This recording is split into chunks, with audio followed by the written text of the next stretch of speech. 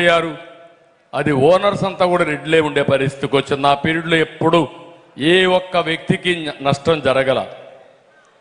ఇంకో పక్క శాండ్ ఒకటి కాదు అన్నిట్లో దెబ్బలు తిన్నారు. కానీ నలుగురు బాగుపడ్డారు. ఆ నలుగురిని మీరు చూస్తే పెద్దిరెడ్డి, సుబ్బారెడ్డి, సజ్జల్ రెడ్డి, విజయసాయి రెడ్డి అండ్ భాస్కర్ రెడ్డి. ఈ నలుగురిలో చూస్తే కొంతమంది దళారీలు, కొంతమంది స్మగ్లర్స్. బాగా గౌరవంగా ఉండే వేమిరెడ్డి బాగుపడలేదు, గౌరవంగా ఉండే రామనారాయణ బాగుపడలేదు. మీ మధ్యలో ఉండే చిన్న కాంట్రాక్టర్ కూడా నష్టపోయి ఈరోజు ఆత్మహత్య చేసుకునే పరిస్థితికి వచ్చారంటే అది వీళ్ళ పరిపాలన. అందుకే నేను పిలిపించా, సేవ్ ఆంధ్రప్రదేశ్, క్విట్ జగన్. ఈ స్లోగన్ ఇంటింటికి తీసుకుపోవాలి. ఒక్క సీటు కూడా గెలిపించకుండా ఈ రాష్ట్రంలో రాజకీయానికి అనర్హమైనటువంటి అర్హత లేని వ్యక్తి ఈ జగన్మోహన్ రెడ్డి. ఈయన్ని ఓడించడానికి మీరు సిద్ధంగా ఉండాలని మిమ్మల్ని అందరినీ కోరుకుంటున్నా. ఇంకొక పక్క 10 సీట్లున్నాయి పాత నెల్లూరు జిల్లా. నేను ఒకటే మిమ్మల్ని కోరుతున్నా, ఈ 10కి 10 సీట్లు గెలిపించి చరిత్ర సృష్టించడానికి తెలుగుదేశం పార్టీ కుటుంబ సభ్యులు కంకణం కట్టుకొని పనిచేయాలి. మా బాధ్యత నేను చేస్తున్నా. నేను పార్టీ అధ్యక్షుడిగా 9 ఎన్నికలు రన్ చేశాను. 9 ఎన్నికల్లో కూడా నేను అభ్యర్థుల్ని సెలెక్ట్ చేశాను. ఈసారి 9వ ఎన్నికల ఇది 10వ ఎన్నిక అనుకుంటాను. 5, 9, 10. అయితే ఎప్పుడూ తీసుకొని జాగ్రత్తలు నేను తీసుకున్న అభ్యర్థుల ఎంపికలో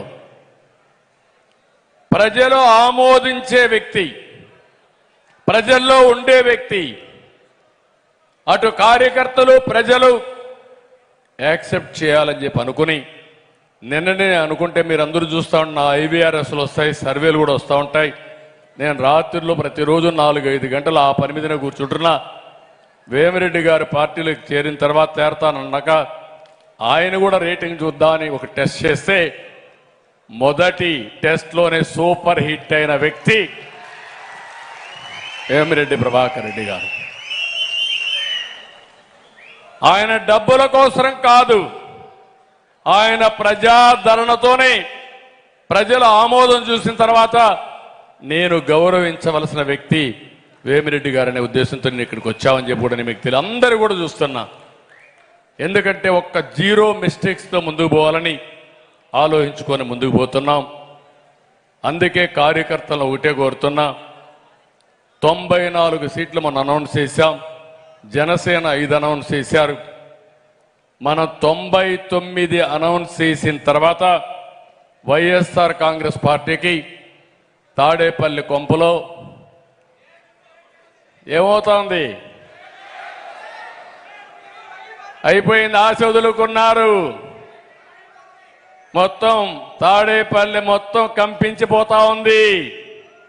భయపడిపోయారు. అందుకే చేంజ్ల మీద చేంజ్లు చేస్తూనే ఉన్నారు. కానీ ఎవరు గెలిచే పరిస్థితి లేదు. ఇప్పటికి ఒకటి గుర్తుపెట్టుకోవాలి, కొంతమంది ప్రజలు ఓపెన్గా ఇంకా మాట్లాడడం లేదు. ఎందుకంటే ఇప్పుడు మాట్లాడితే మళ్ళా రేషన్ కార్డు తీసేస్తారు, పింఛన్ తీసేస్తారు, తప్పుడు కేసులు పెడతారు అని భయపడుతున్నారు. కానీ రేపు రోజుకు పెరుగుతాయి. ఒకే ఒక విషయం కోరుతున్నా, భయపడుతూ రోజు చనిపోవడం కంటే వీరోచితంగా పోరాడి రాష్ట్రాన్ని కాపాడి భావితరాల భవిష్యత్తు కాపాడడం కోసం అందరం సమైక్యంగా పోరాడితే ఏమీ చేయలేరని చెప్పి కూడా నేను మీకు తెలియజేస్తున్నా.